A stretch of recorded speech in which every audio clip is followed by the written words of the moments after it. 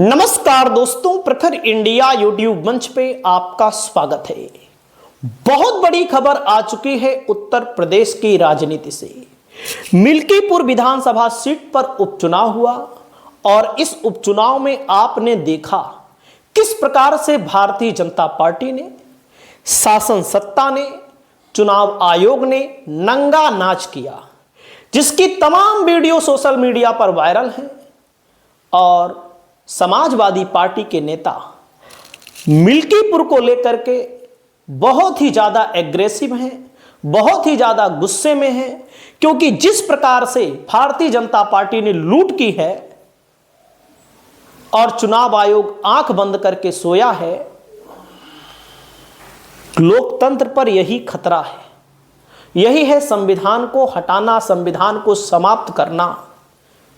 बाबा साहब भीमराव अंबेडकर के द्वारा दिया गया वोट का अधिकार का प्रयोग लोगों को ना करने देना और बाहर से दूसरे विधानसभा क्षेत्रों से लेकर आना, अलग अलग गुंडों को, माफियाओं को वोट दिलाने के लिए तमाम लोग पकड़े गए, लेकिन चुनाव आयोग ने कुछ संज्ञान नहीं लिया।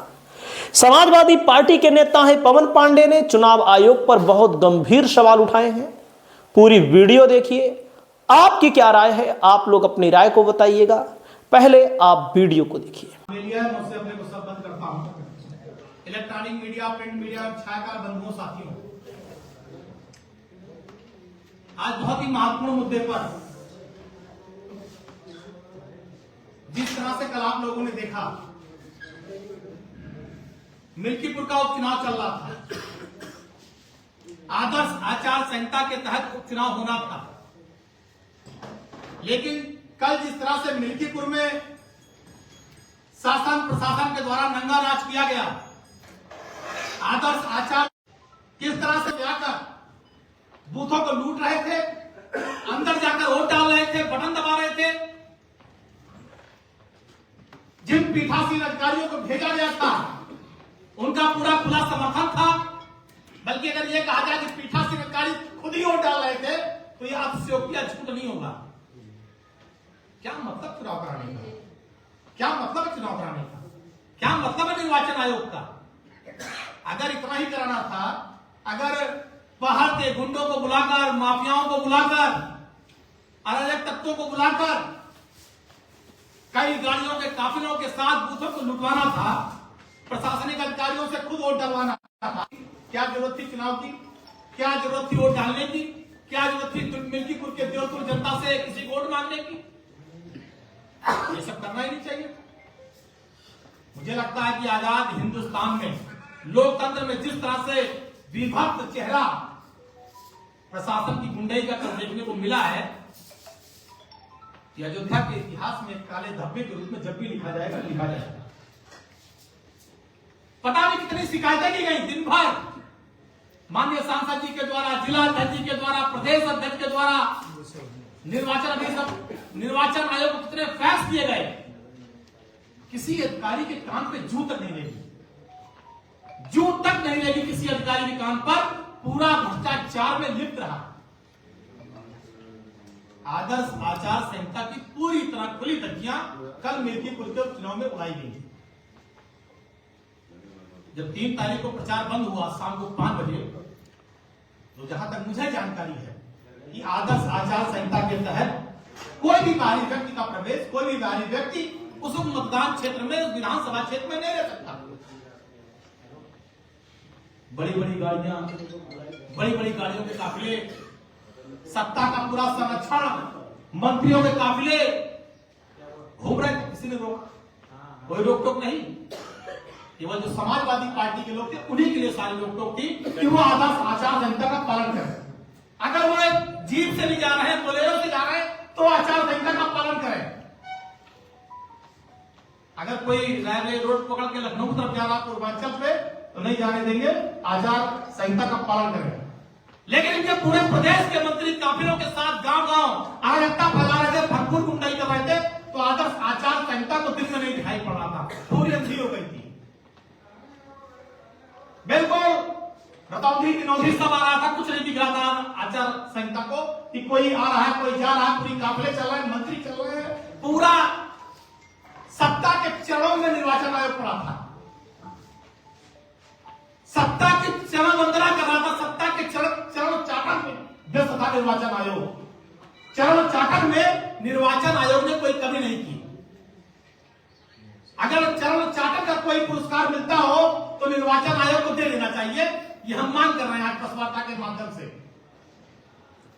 अगर इस चाटकार्ता का चरण चाटने का कोई पुरस्कार कहीं बना हुआ हो तो वो निर्वाचन आयोग इससे संबंधित अधिकारियों को उनके घर पहुंचाकर सम्मानित करना चाहिए, जिस तरह से कल मिल्कीपुर के चुनाव में देखने को मिला है।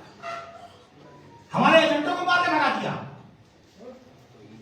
एजेंटों को मार मार के कमरे से बाहर कर दिया, मुकदमे की धमकी और एक गालीबाज दरोगा, इसका वीडियो ऑडियो वायरल हुआ ऑडियो। इतनी हैसियत गालीबाज इसको की सोचिए आप। सरकारी नौकर की इतनी हैसियत, उसे भी अगर चाटकार्ता का कोई पुरस्कार हो पूरे देश का सर्वोच्च, तो वो भी देवेंद्र पांडे को दे देना चाहिए। सत्ता की चाटकार्ता में उन्होंने कोई कमी नहीं छोड़ी है। सत्ता के जूते के नीचे सोल में जो धूल लगी होती है उसे चाटने में कल अधिकारियों ने कोई कमी नहीं की है। तलवा, हाँ तलवा नहीं, तलवा तो ठीक, तलवा जूते के ऊपर मोजा ना रहता है, जूते के नीचे वाला, उसे चाटने में कोई कमी नहीं की।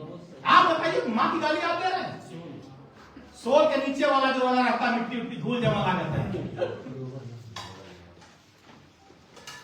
आप सोचिए, कोई नेता किसी को वोट दे लोकतंत्र में, आप मां की गाली दे रहे हैं। अगर कोई हमारे राष्ट्रीय अध्यक्ष से मिल के आएगा, उसकी फोटो वायरल होगी, तो आप मां बहन की गाली देंगे, आप बताएंगे कि आप उसकी गोद में बैठ के आए हैं।